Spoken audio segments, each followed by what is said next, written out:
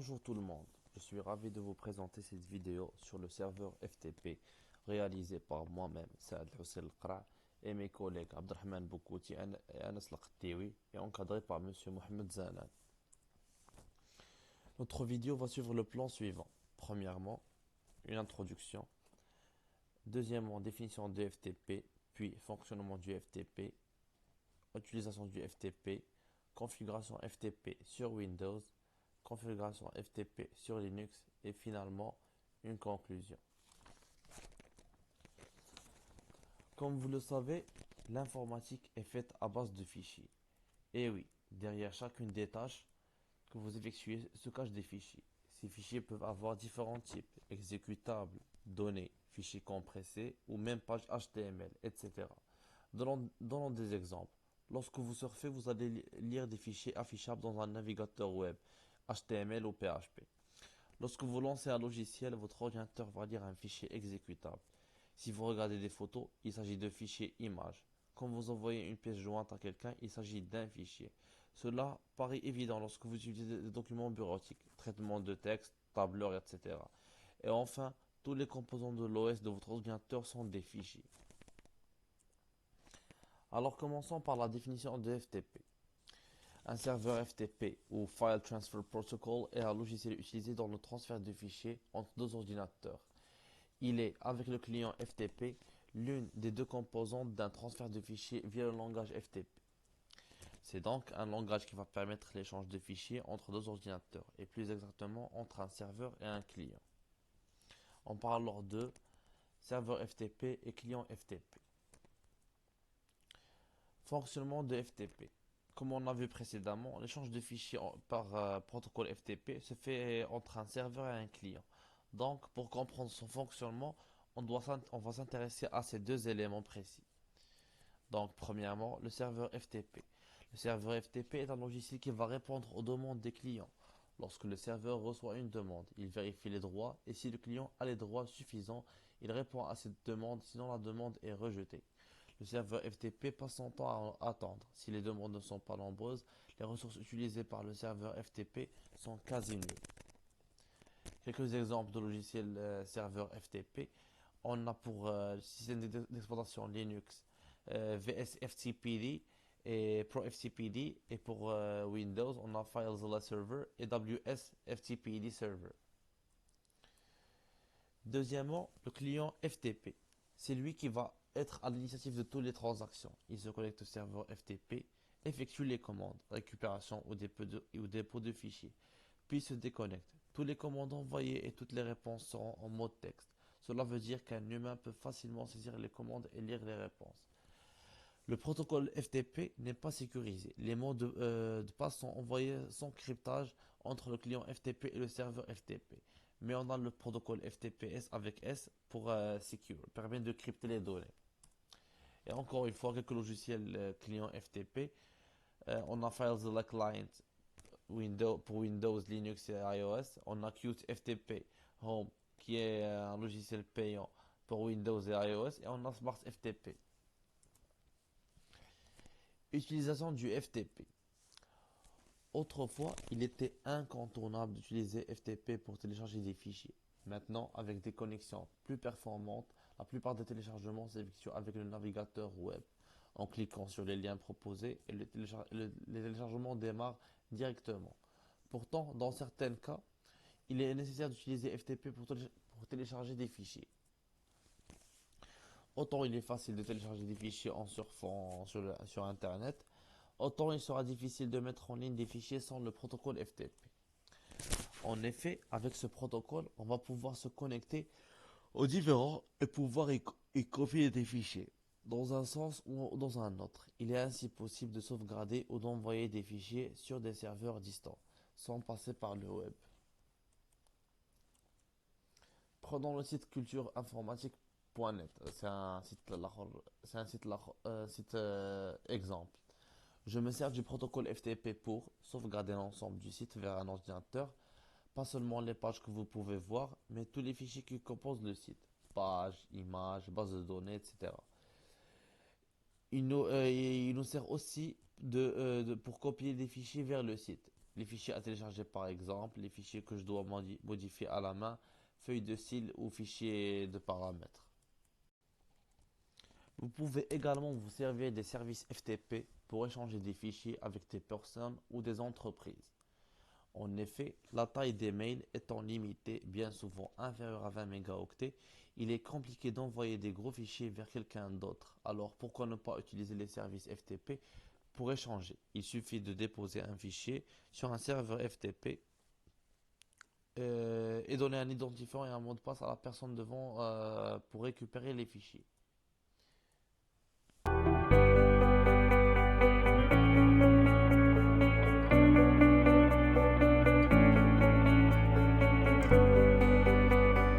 Bonjour à tous, dans cette nouvelle partie, on va parler sur comment configurer et accéder à un serveur FTP.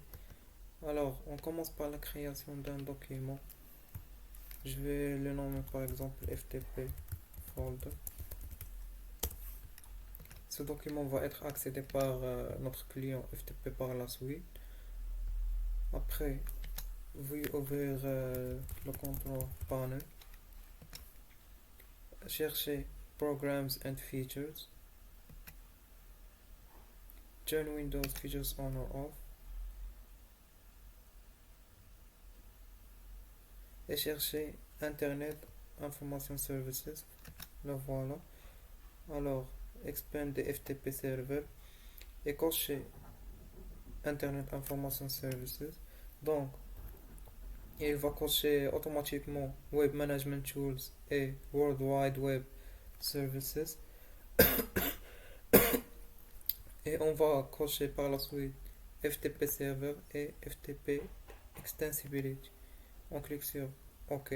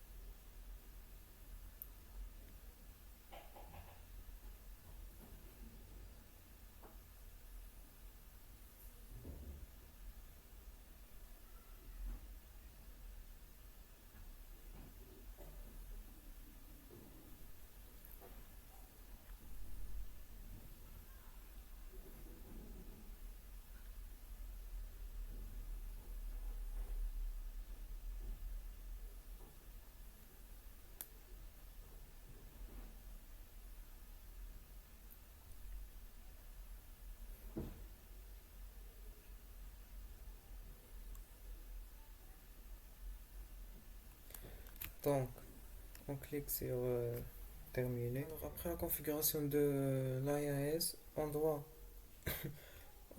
créer et configurer un nouveau site. Donc, on clique sur Administrative Tools, Internet Information Services Manager. On clique sur site. Donc, voilà un site défaut. Mais on doit créer un nouveau site. Donc, bouton droit sur site, Add FTP Site. Veuillez donner le nom de votre site.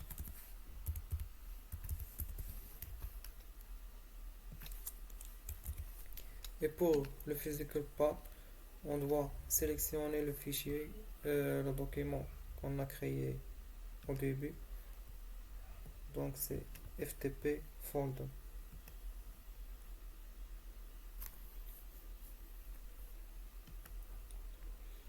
On clique sur Next. Donc pour l'adresse IP, entrez l'adresse IP de votre machine.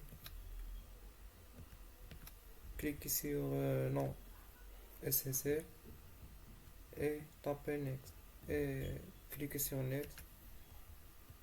Pour l'authentification, choisissez Basic et Allow Access to Specified Users. Pour les users, entrez le nom de l'user de votre ordinateur.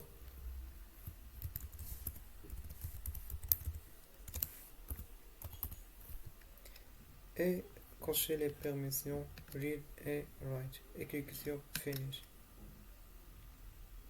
Création et la configuration de notre site. Je vais désactiver le firewall pour garantir la connexion. Alors Windows Firewall. Turn off Windows Firewall et turn off Windows Firewall. On clique sur OK. Donc après, on doit créer un FTP user. Donc settings, account, family and other people, et on clique sur add someone else on this PC.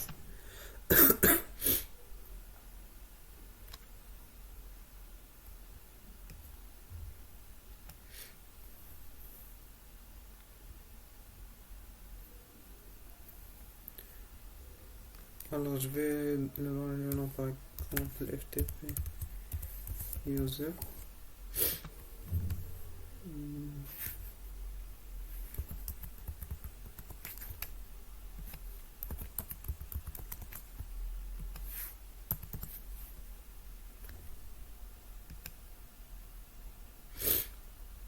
Donc après, on a besoin de retourner à l'AES.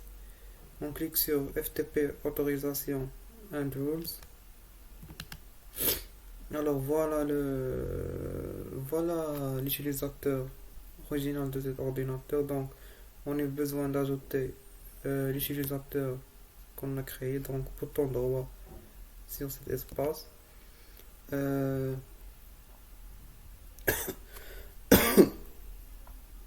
Add allow rule, specified rule or user group, et entrez le nom de votre user.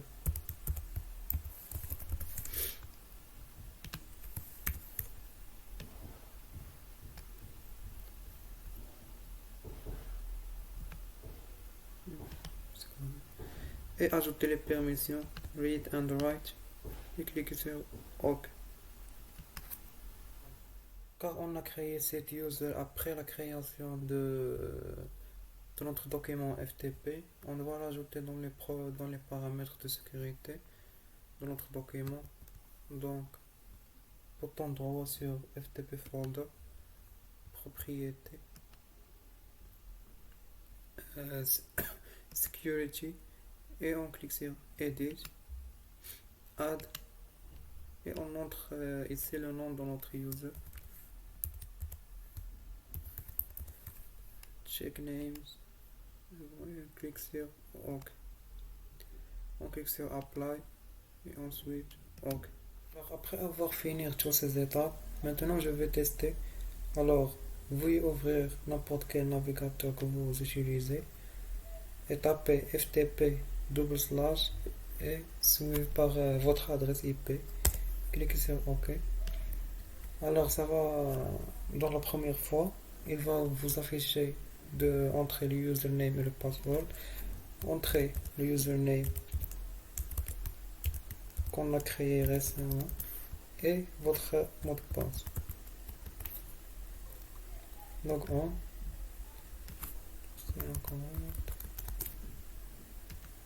Et voilà mon fichier. Alors je vais tester, par exemple, je vais ajouter quelque chose, par exemple un notepad. Je vais le nommer par exemple AP.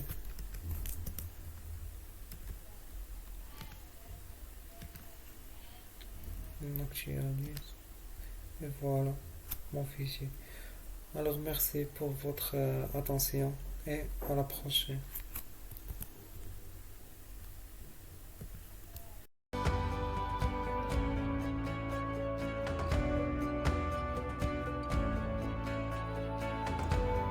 Bonjour tout le monde, je suis Anas Ketewi.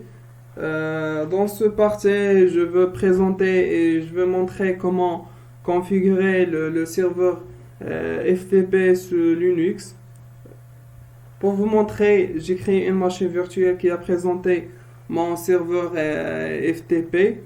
et j'utiliserai comme client mon poste physique sur Windows 10. Voilà, c'est l'interface de Ubuntu. Maintenant, maintenant, on en vient à CMD. On vient à CMD, double-clic, Ubuntu. Je tape maintenant la commande sudo espace su. Alors je fais su pour me connecter en mode root pour avoir tout le privilège justement en ce qui concerne la configuration des services système.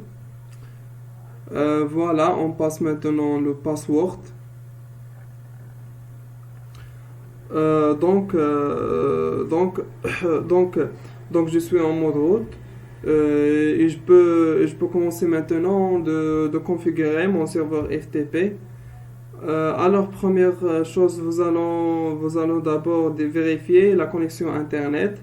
Nous allons vérifier si la connexion Internet arrive bien sur notre serveur Ubuntu. Alors, nous avons fait ping sur Google, par exemple, ping google.fr. Entrée. Donc voilà, la connexion internet arrive bien. Ensuite, nous allons donc l'installer le paquet correspondant au protocole FTP. Alors, nous pouvons l'installer le paquet sous Linux en deux façons. La première, c'est bien la commande pour positionner des paquets apt. Ensuite, par la commande apt-get install. Voilà pour installer la partie du repositoire Linux. Donc, nous allons utiliser la commande apt-get pour télécharger les paquets directement sur Internet. Maintenant, on va taper la commande apt-y espace install, le nom de paquet vs ftpd. Donc, faire entrer. Donc on voit que le paquet est rentré d'être installé à partir du repositoire Ubuntu. Donc on voit que l'installation est finie. On va faire CTRL L, CTRL L pour vider, pour un clean interface. Maintenant, une fois que le paquet est installé, nous allons éditer son fichier de configuration. Donc, nous allons taper la commande nano /otc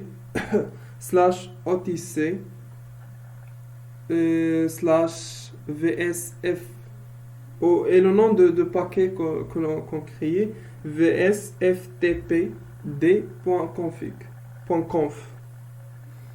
Donc là, nous sommes dans le fichier de configuration d'FTP, de configuration. Donc nous allons éditer quelques lignes, en l'occurrence la ligne 31, write enable. On va décommenter write enable, yes. On va décommenter pour supprimer le slash. On cherchait la ligne, maintenant la ligne 199, c'est ça. ASCII download, on va décommander ça et on va décommander. Après, ensuite la ligne 122, chroot, local user égale yes. On décommande ch chroot et on décommande ça chroot let's enable et ensuite la ligne 122 et on décommande.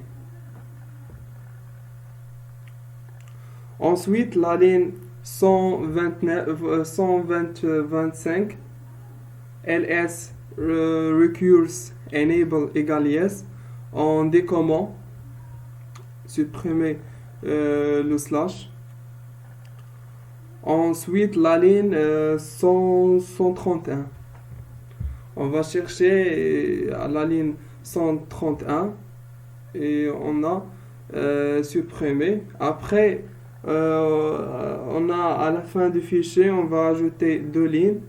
Localhost public égale public -8 HTML en ligne 2 second -8 sandbox égale à nous non avec majuscule égale nous.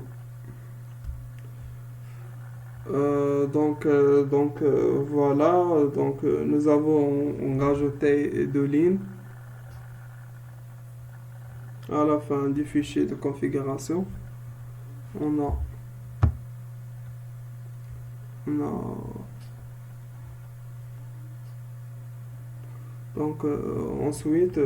ensuite on va enregistrer le fichier, on sort. Une fois que c'est fait, donc nous avons fini avec la configuration du fichier vsftp.config.conf. Donc nous avons créé un nouveau fichier appelé vsftpd.chroot.list. En fait, c'est lui qui va contenir la liste des utilisateurs qui sont autorisés à se connecter en FTP. Donc on va créer maintenant nano/etc/vsftpd nano/etc/vsftpd.chroot/list lst. Ensuite on fait entrée.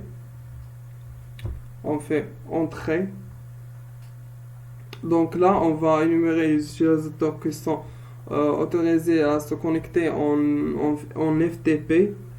Donc, le nom de l'utilisateur Yao. Yao qui est bien de l'utilisateur Ubuntu pour l'instant. On fait maintenant CTRL O pour sauvegarder et on exit CTRL O. C'est pour sauvegarder et CTRL X pour exit. Nous allons redémarrer le service, le démon FTP en tapant la commande systemctl restart vsftpd, le nom de paquet, et on fait entrer. Alors, pour vérifier que la démon fonctionne correctement, nous allons on tape la commande, on supprime ça, statut, et voilà. Donc, vous voyez bien que notre service est on, il est activé.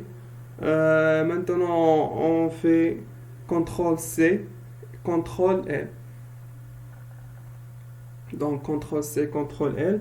Donc nous avons configuré notre serveur FTP sur Ubuntu. Maintenant nous allons utiliser un client FTP pour vérifier si notre configuration a été bien faite. Nous allons faire un petit test.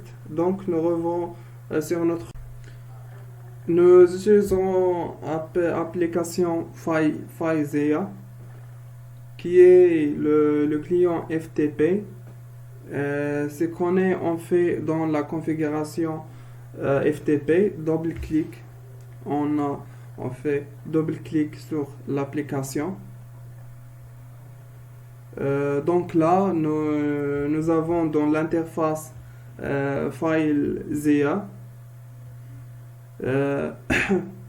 et nous allons essayer de nous connecter en FTP sur le serveur Ubuntu. Et c'est au niveau de l'augment mentionné l'adresse IP du serveur FTP.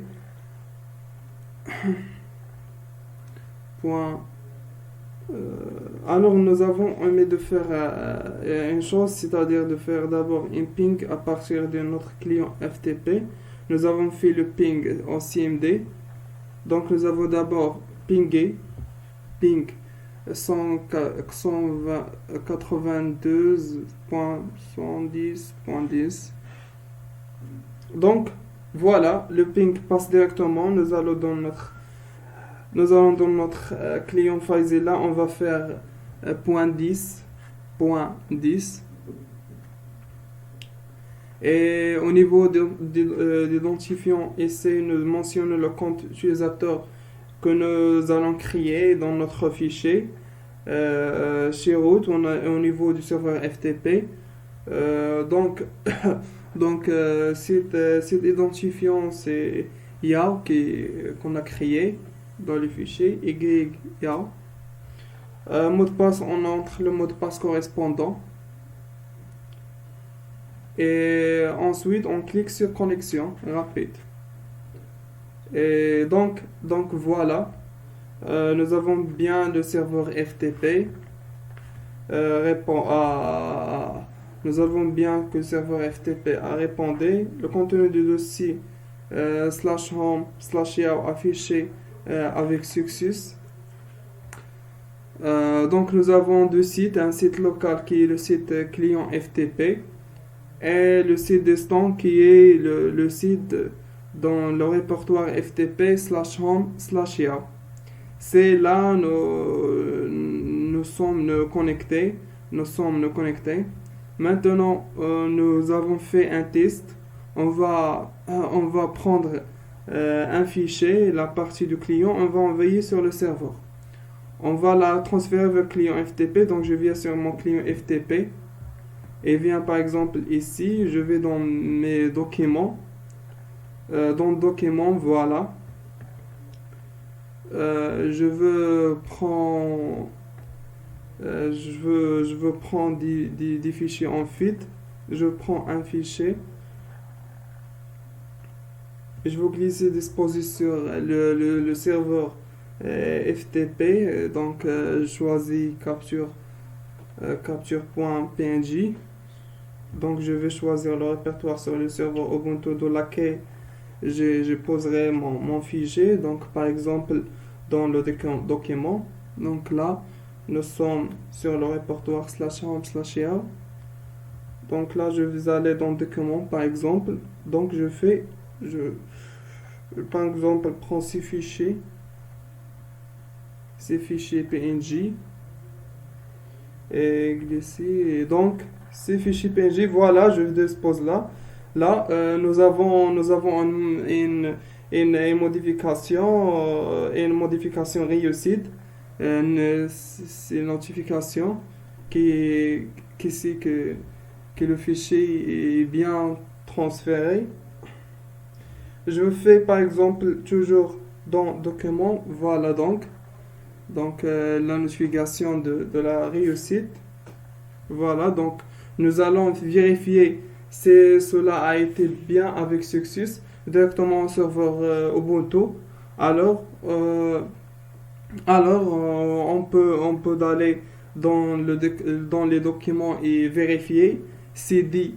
On tape cd/home pour vérifier que le fichier va bien transférer. On a écrit tape cd /entrée. On vient à document /entrée ls listé et voilà, donc vous voyez bien notre fichier. On fait les deux fichiers que nous devons transférer, le deux fichiers capture, le deux fichiers capture.png et aussi le document que nous envoyons. Et il était bien transféré, ce que veut dire que notre configuration a été bien faite. Notre serveur notre serveur a fonctionné opérationnel, donc nous avons réussi à manipulation. Donc je veux m'arrêter là, ce petit tutoriel, donc je veux remercier une fois. De plus, n'hésitez pas à faire de même chez vous, essayez de pratiquer et voilà, merci pour votre attention.